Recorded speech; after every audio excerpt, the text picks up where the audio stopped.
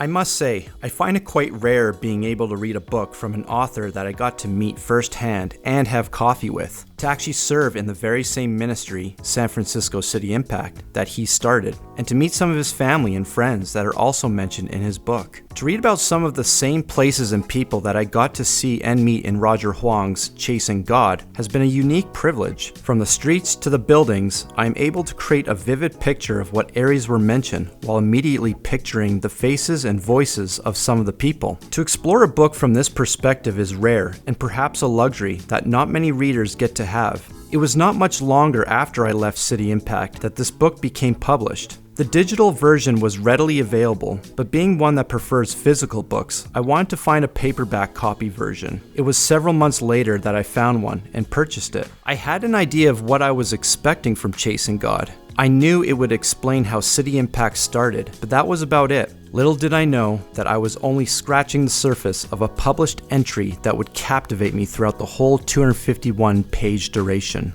Chasing God is the life story of Roger Huang, spoken in his own words. Roger documents his life as early as his days of being a child in Taiwan. His story grabbed my attention right away from the beginning, but not for reasons you would think. Roger spent most of his childhood in an abusive home, vacant of any love. To read his account of the horrific experiences he endured as a child had me gripping this book from the start. Determined to escape those conditions that nobody should ever go through, Roger eventually sets off to find a new life in San Francisco, USA. Roger ends up discovering more than just a life in San Francisco. He finds his future wife, Mai Tai, and through a television evangelist, ultimately finds his faith in God. In an incident that Roger will never forget, he ignores the cries from a boy that was being beaten and robbed in the Tenderloin. God clearly challenged Roger that if that was his child, what would he have done? Although Roger said he would have protected his son, God told him, "They are all the same to me." From that point on, Roger develops a passionate hunger for chasing after God.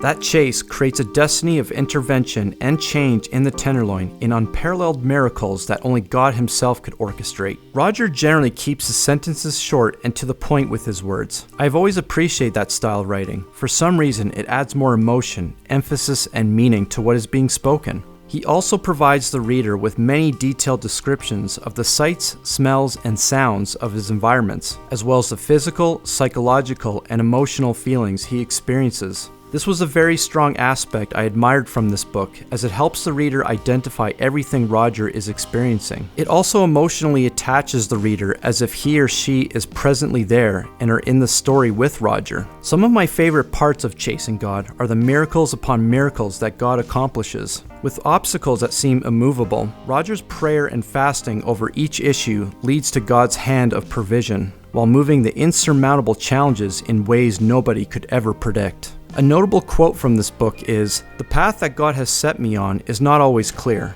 but I know that if I chase him, if I spend time praying and laying down my desires before him, he never fails me. Throughout the years, he has shown himself to me over and over again. Our practice of fasting and prayer is about to open doors for us that I would have never imagined, never dreamed of."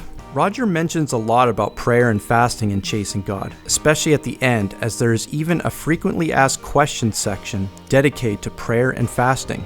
I personally appreciate that this was added, since fasting is a topic that is not really mentioned, taught, or spoken about in the churches I grew up in. To say that Chasing God is worth reading would be an understatement. It needs to be read. This was another captivating experience that had me reading every chance I had. It could be easy for me to say that this book is meant for Christian inspiration, but it goes much farther than that. It is meant especially for the broken down of this world. People like Roger that were chasing false securities and happiness, not knowing there is a loving God chasing after them.